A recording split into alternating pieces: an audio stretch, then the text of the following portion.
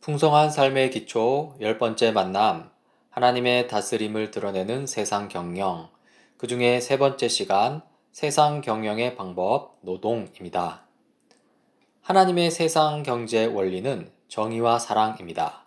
그리고 하나님의 세상 경영에 참여하는 방법은 바로 노동이죠. 참으로 하나님은 일하는 인간을 만드신 일하시는 하나님입니다. 여기서 일의 목적은요, 단순히 먹고 살기 위해서가 아닙니다. 하나님의 세상 경영에 참여하기 위해서입니다. 다른 말로 하나님 나라에 동참하기 위해서이죠. 시편 104편 19절부터 23절입니다. 때를 가늠하도록 달을 지으시고 해에게는 그 지는 때를 알려주셨습니다. 주님께서 어둠을 들이우시으니 밤이 됩니다. 숲속의 모든 짐승은 이때부터 움직입니다. 젊은 사자들은 먹이를 찾으려고 으르렁거리며 하나님께 먹이를 달라고 울부짖다가 해가 뜨면 물러가서 굴에 눕고 사람들은 일을 하러 나와서 해가 저물도록 일합니다. 이 시편에 나타난 창조의 섭리는요, 이 해와 달을 통해 낮과 밤을 만드시고요, 밤에는 동물들이 나와서 일을 합니다. 그리고 낮에는 사람들이 나와서 일을 하죠. 이렇듯 일, 노동은 하나님의 창조 섭리에 포함된 것입니다. 이 기독교의 중심 사상에는요, 일하시는 하나님이 있습니다. 하나님께서 일하시는 것이죠. 세상을 만드실 때도 일하셨고요. 그리고 세상을 회복하기 위해서도 일하고 계십니다. 그리고 예수님께서도 일하십니다. 요한복음 5장 17절이죠. 내 아버지께서 일하시니 나도 일한다. 이렇듯 하나님께서 하시는 노동은 결코 악한 것이 아닌데요. 참으로 하나님은 우리 인간이 노동하기를 원하십니다. 그리고 그런 노동은 신성한 것입니다. 가사 노동을 생각해 봅시다. 남자가 하든 여자가 하든 아니면 함께 분담하든 가사 노동은 정말 가치 있는 일입니다. 누군가 가정의 공동체적 삶을 위하여 설거지와 청소를 감당하고 가정을 지키며 이끌어가는 사람이 있다는 것은 너무나도 귀한 일입니다. 그리고 다른 여러 일들을 생각해 봅시다. 농사 역시 신성하고 귀중합니다. 사람들의 먹거리를 제공하는 일은 세상이 잘 돌아가도록 하는 일입니다. 경찰이 하는 일 또한 마찬가지입니다. 경찰이 없으면 시내가 엉망이 되어버립니다. 의사, 교사, 청소부 모든 일이 다 중요하며 의미가 있습니다. 그런데 이러한 노동에 대한 이 왜곡된 인식이 있습니다. 이 대부분의 고대 사상에서는요, 이 노동은 천한 것으로 취급받습니다. 특히 육체와 관련된 노동은 더 그렇죠. 이러한 고대 사상의 영향을 받아서 이 기독교 내의 성속이월론이라는 사상이 생겨났는데요.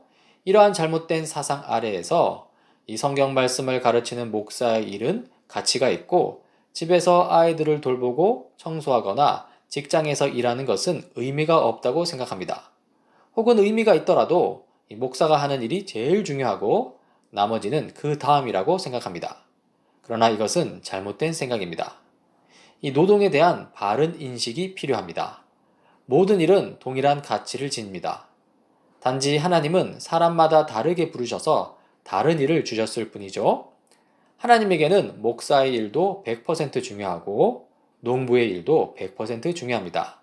다만 사람마다 하나님께서 주신 재능과 은사가 다르고 사람마다 이 재능과 은사에 따른 부르심이 다를 뿐입니다. 따라서 그것이 무슨 일이든 자기가 하는 일에서 하나님의 뜻과 가치를 발견할 수 있습니다. 하나님이 자신에게 맡기신 일이 무엇인지 찾고 그 일을 통해서 하나님의 영광을 드러내야 한다는 것이죠. 여기 노동에 대한 그릇된 태도를 가진 피아노 교사가 있습니다. 어떤 피아노 교사가 있다고 칩시다. 단순히 돈을 벌기 위해서 피아노를 가르치는 사람이라면 일이 별로 재미도 없고 늘 피곤할 것입니다. 밤낮 고만고만한 수준의 아이들을 가르치는 일이 뭐가 그렇게 재미있겠습니까? 입에 풀칠만 하려고 한다면 그 일에서 의미를 찾을 수 없습니다. 그러나 이 노동에 대한 이 올바른 태도를 가진 피아노 교사도 있습니다. 하나님이 맡기신 피아노 일을 통해 아이들에게 어릴 때부터 음악을 사랑하는 마음을 심어주고 아이들의 정서를 풍성하게 할 수 있다는 사실을 안다면 어떻게 하면 아이가 음악을 사랑할 수 있을지, 아이가 피아노를 즐길 수 있을지에 관심을 갖지 않을까요? 그렇다면 똑같은 피아노 교사지만 자세가 달라지고 그의 삶도 달라집니다. 이 노동은 신성한 것이고요. 이 하나님의 세상 경영에 참여하는 중요한 수단입니다. 하지만 이 타락한 세상에서의 노동은 즐겁지만은 않습니다. 창세기 3장 17절부터 19절까지입니다. 남자에게는 이렇게 말씀하셨다. 네가 아내의 말을 듣고서 내가 너에게 먹지 말라고 한 그 나무의 열매를 먹었으니 이제 땅이 너 때문에 저주를 받을 것이다. 너는 죽는 날까지 수고를 하여야만 땅에서 나는 것을 먹을 수 있을 것이다. 땅은 너에게 가시덤불과 엉겅퀴를 낼 것이다. 너는 들에서 자라는 푸성귀를 먹을 것이다. 너는 흙에서 나왔으니 흙으로 돌아갈 것이다. 그때까지 너는 얼굴에 땀을 흘려야 나다를 먹을 수 있을 것이다. 너는 흙이니 흙으로 돌아갈 것이다. 이 타락 이후의 노동은요, 노동을 해야만 먹고 살 수 있습니다. 노동에는 고통과 수고가 따릅니다. 그리고 늘 좋은 결과가 따르는 것도 아닙니다. 먼저 이 생존을 위한 노동으로 전락해 버렸습니다. 노동이 하나님의 창조 가치를 잃어버렸을 때, 노동이 생존을 위한 도구로만 전락할 때, 노동은 천한 것이 됩니다. 많은 사람들이 노동을 필요악으로 생각하고 이처럼 부정적인 인식 때문에 일하지 않고 돈을 벌려고 합니다. 많은 이들이 손에 때를 묻히지 않고 돈 버는 것을 자랑스럽게 생각합니다. 그러나 하나님은 이러한 불로소득을 기뻐하지 않으십니다. 다음으로 고통스러운 노동으로 전락해 버렸습니다. 노동이 창조자 하나님을 떠나 홀로 그 의미를 찾으려 할 때 노동은 고통스러운 것이 됩니다. 노동은 쉽지 않습니다. 힘듭니다. 늘 재미있고 의미 있기만 하지 않습니다. 모든 직업과 노동이 다 그렇습니다. 상대적으로 노동 강도가 적은 일이 있을 수 있겠지만 모든 일에는 골치 아프고 어려운 부분이 있습니다. 그리고 마지막으로 결실이 아주 적은 노동으로 전락해 버렸습니다. 인간의 죄와 타락으로 땅이 저주를 받았을 때 땅은 인간의 노동에 대한 합당한 열매를 주지 않습니다. 이 깨진 세상에서는 우리의 수고가 헛고생이 되어버리는 순간이 있습니다. 세상은 아직 하나님의 완전한 다스림 아래에 들어가지 않았기 때문에 사회가 아무리 발전해도 그 노동한 만큼 대가를 제대로 받지 못하는 경우가 비일비재합니다. 이렇게 타락한 세상에서 노동은 상당히 끔찍한 것으로 나타나는데요. 그렇다면 노동은 아무런 의미가 없는 것일까요? 이 지점에서 이 완성된 하나님 나라에서의 노동에 대해서 살펴볼 필요가 있습니다. 이 첫 번째 질문입니다. 그렇다면 완성된 하나님 나라, 곧 천국에 노동이 있을까요?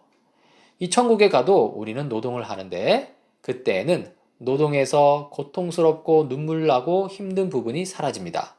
노동이 성화되어서 그 본연의 모습을 회복하는 것이지요. 예, 그렇습니다. 완성된 하나님 나라에 노동이 있습니다. 두 번째 질문. 완성된 하나님 나라에서 없어질 일이 있을까요? 네. 어쩌면 세상에 있었던 몇 가지 직업은 없어질 가능성이 많습니다. 모두가 하나님을 알게 되니 목사 같은 사람은 더 이상 필요 없을 것입니다. 판사, 검사, 변호사와 같은 직업도 없어질 것입니다. 천국에는 분쟁과 다툼이 없을 것이기 때문이죠. 의사, 간호사와 같은 직업도 없어질 것입니다. 천국에는 몸과 마음의 질병, 아픔이나 죽음이 없을 것이기 때문입니다. 그리고 세 번째 질문. 그렇다면 천국에서는 무슨 일을 할까요? 네. 천국에서는 우리 모두가 창조적인 일을 하게 될 것입니다.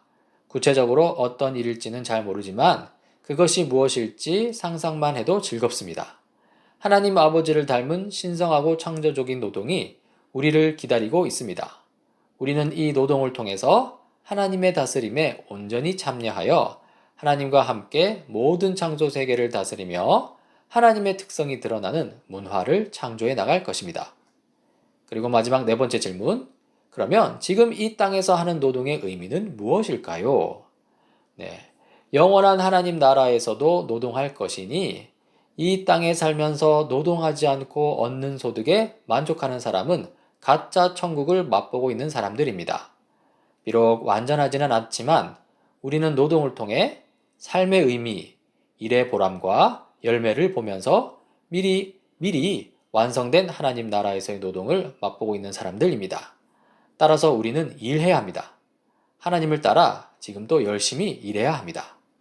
네, 자, 결론입니다. 하나님이 우리에게 맡겨주신 일이 있습니다. 그 일은 신성합니다. 그 일로 어떻게 하나님의 영광을 드러낼지 고민해 보십시오.